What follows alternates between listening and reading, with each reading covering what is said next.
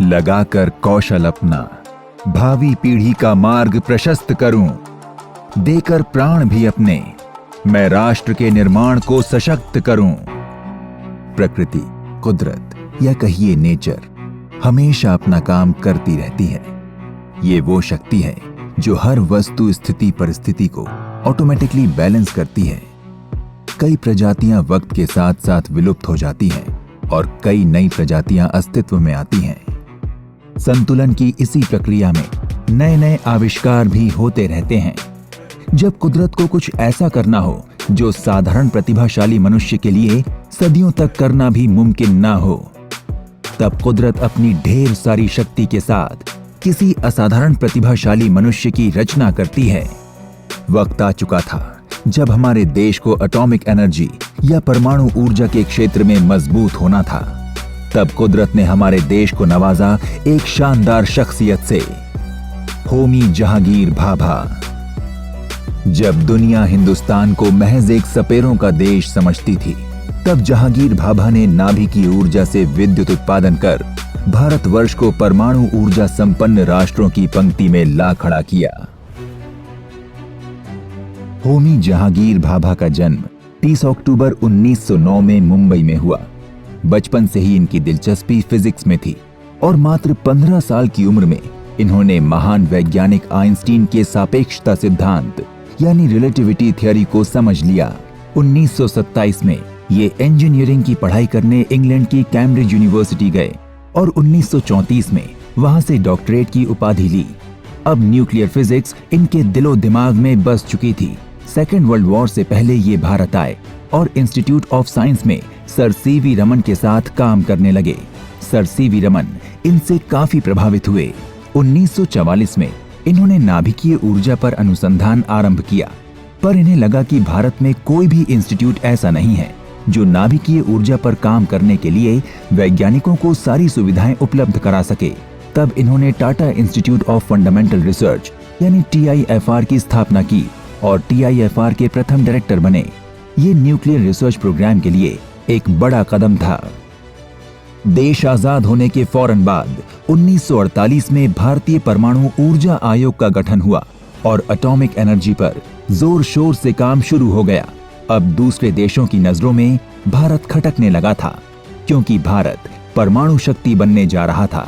भारत में यूरेनियम और थोरियम की खपत एटॉमिक एनर्जी प्रोड्यूस करने में होने लगी। कुछ देश जैसे कि रूस, कनाडा और ऑस्ट्रिया भारत के साथ थे, तो कुछ देश भारत से खफा। दूर की सोच रखने वाले डॉक्टर होमी जहांगीर भाभा ने विदेशों में काम कर रहे वैज्ञानिकों को भारत आकर रिसर्च करने के लिए प्रोत्साहित किया और कई वैज्ञानिक भारत आए भी। डॉक्टर भाभा ने 1954 में भाभा एटॉमिक रिसर्च सेंटर की स्थापना की, जो AEET के नाम से भी जाना जाता है। 1955 में जेनेवा में हुए अंतर्राष्ट्रीय परमाणु सम्मेलन में कनाडा सरकार ने भारत को परमाणु रिएक्टर बनाने में सहयोग का प्रस्ताव दिया और इस तरह रूस और कनाडा के सहयोग से साइरस और जेरेलिना प्रोजेक्ट पर सफलता मिली। अब भारत परमाणु ऊर्जा के क्षेत्र में दिन ब दिन तरक्की कर रहा था। डॉक्टर भाभा ने कहा कि मैं 18 महीने में परमाणु बम बना लूंगा और तत्कालीन प्रधानमंत्री लाल बहादुर शास्त्री ने डॉक्टर भाभा को इस प्रोग्राम का हेड बनाकर सारी जिम्मेदारी सौंप दी। लेकिन फिर ताशकंद समझौते के अगले ही दिन यानी 11 जनवरी 1966 को लाल बहादुर शास्त्री की रहस्यमय मौत की खबर आई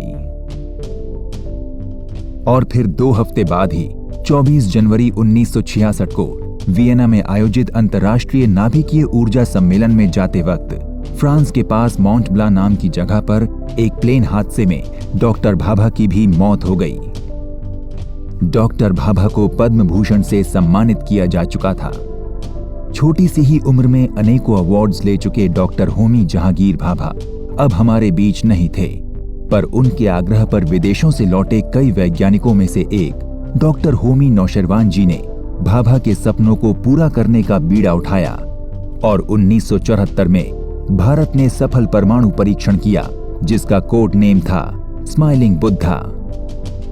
डॉक्टर होमी जहांगीर भाभा की रहस्यमय मौत के पीछे अमेरिकी खुफिया एजेंसी CIA का हाथ होने की पुष्टि तब हुई जब CIA के ही एक ऑफिसर ने एक पत्रकार से बातचीत करते हुए बताया कि डॉक्टर भाभा अमेरिका के लिए खतरनाक साबित हो रहे थे। वो बहुत तेजी से भारत को परमाणु शक्ति संपन्न राष्ट्र बनाने में लगे थे और वियना का सम्मेलन भारत के लिए अहम होने वाला था। जानकारों का मानना है कि जिस प्लेन में डॉक्टर भाभा यात्रा कर रहे थे, उस प्लेन के कार्गो में बॉम्ब रखा गया था। डॉक्टर भाभा के बाद भारत के और भी कई शीर्ष वैज्ञानिकों की रहस्यमयी मौतें हुई। विक्रम साराभाई, लोकनाथ महालिंगम, एम पद्मनाभन, के जोश, अभी शिवम, ऐसे कई नाम हैं। और अभी हाल ही में 2009 से 2013 के बीच ही 11 शीर्ष वैज्ञानिकों की रहस्यमयी मौतें ये साबित करती हैं कि भारत के रिसर्च प्रोग्राम पर विदेशियों की नजर तो होती ही है, लेकिन वो हमें हानि पहुंचाने में भी कामयाब हो जाते हैं। उम्मीद है कि भविष्य में हमारे वैज्ञानिक सुरक्षित रहें और उनके हाथों में हमारा देश। बस जज्बाए हिंद कायम रहे।